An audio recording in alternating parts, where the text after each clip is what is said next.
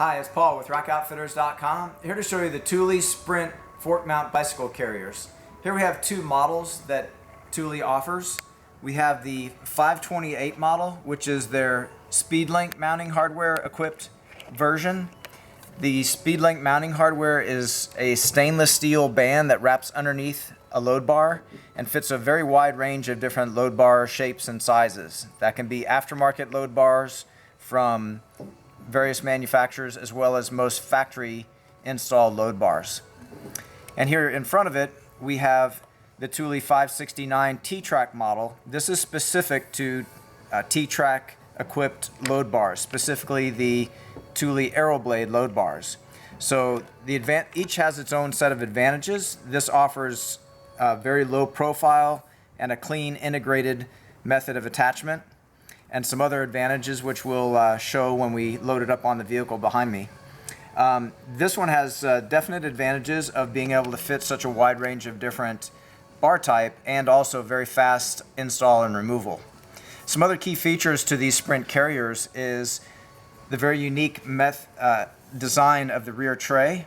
So there are cases where vehicles with short roof lines can have issues with clearance of the rear hatch and the end of the tray on the bicycle mount. So this particular design will allow for adjustment so that you can minimize any potential clearance issues and still have a bike rack on the roof facing forward. So it has a very broad range that it can adjust.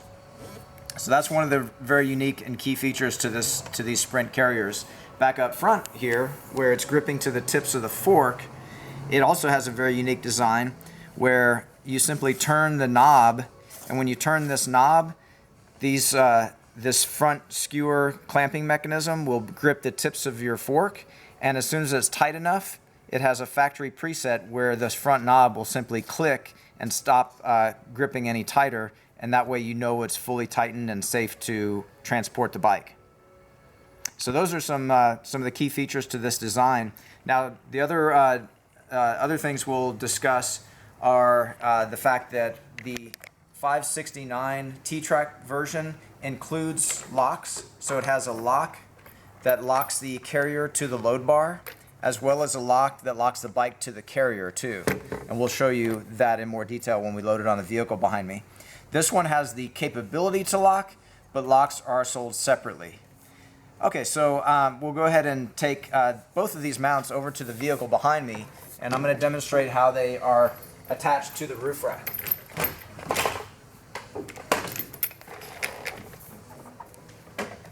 Okay, so I'm just going to open up the back door and get some extra height by standing on the rear of the back door. Okay, so here you can see we have the T-Track, the SpeedLink mounting hardware.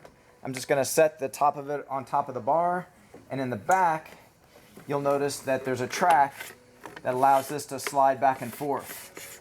And this can spread out all the way to a 32-inch crossbar spacing. That's the spacing from the front bar to the rear bar. So I'll get that in the correct spacing, and then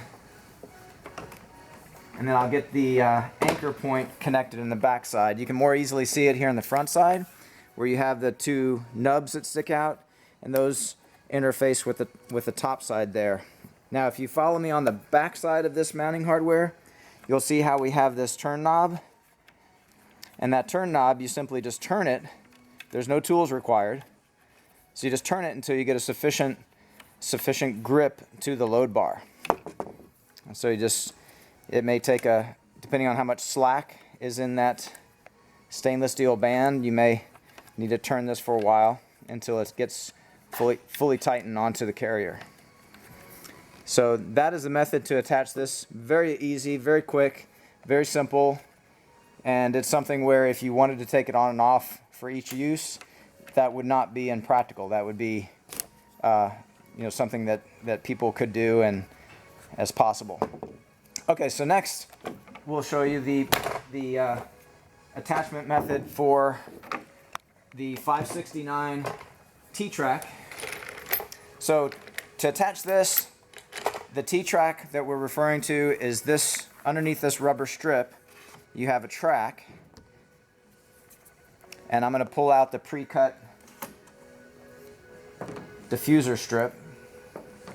And what's going to engage with the track are these square-headed bolts that you see here on the underside of the mounting plate. And so to install that, I usually like to get the I flip open these levers, and I usually like to get the back one started first, and I'll slide that into the track and then get the front ones in alignment. You may need to make sure those stay open for you, and then slide it over, and then bring it over to where I've cut the rubber. So now is the chance where I wanted to show you the other very important aspect to having something T-track mounted. You'll notice where the carrier is positioned. It's positioned right over the top of where the foot is attached to the underside of the bar. So one of the key advantages to a T-track method of attachment is that if you need to use the space that's over the top of your bar, over the top of your foot there, you have that as an option, giving you the ability to carry something along the full length of your load bar.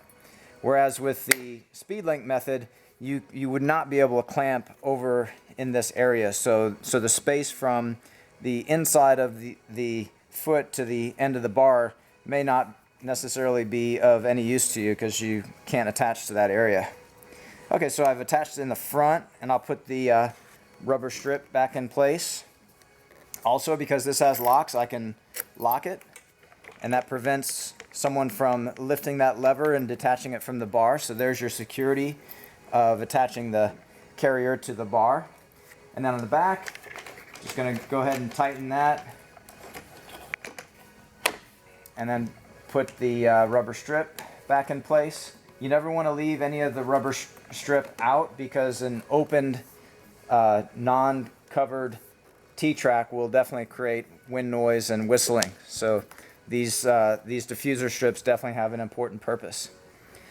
Okay, so we have the bicycle carrier in place, and I'm going to go ahead and load up a bike so you can see how a bicycle is held. And I want to make sure that the area where I'm going to be resting the tips of the fork is wide enough to accept the tips of the fork in that place. Also, here in the back, I want to make sure that I have the rear wheel strap open, again, ready to accept the rear wheel. Now, I don't know exactly where this is going to land, but I can make that adjustment with the bicycle up on the roof.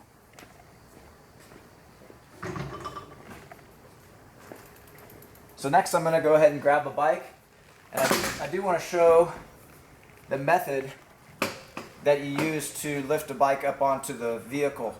So what you want to do with the bike on the ground, you want to grab the rear triangle and the end of the fork as low as you can, where you have good stability. Let me face the correct direction first. So you lift the front end and then stand up. I will be using the threshold of the back door to give me additional height if I need to. I'm going to get the rear wheel into that tray first, and then I'm going to guide the tips of the fork down onto the front end.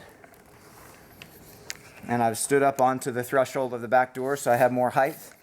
Now you get to see the action of this closure in the front. So I'm getting it snug, and I keep turning until I have that click.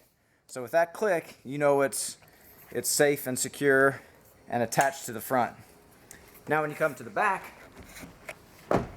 there's a dial on the underside, and that allows the rear tray to slide back and forth. And you just want to make sure that it's in a position where it's cradling that back tire fully, and then go ahead and tighten it back up, and then run your strap and have your padding, the rubber protector for the rim in place, and pull that nice and snug there. So at that point, the bike is safe to transport, though I do want to go ahead and lock it up, because this particular model does include locks. And so I'll insert the lock and put it into the locked position. There's an icon there that shows the direction to turn the key, and now it's locked. With it locked, I'm unable to unscrew the carrier so that it won't loosen up the tips of the fork, and that gives you good security. So those are all the key features of the Sprint models from Thule. These products and the full line of Thule products are available at rackoutfitters.com. Thanks for watching.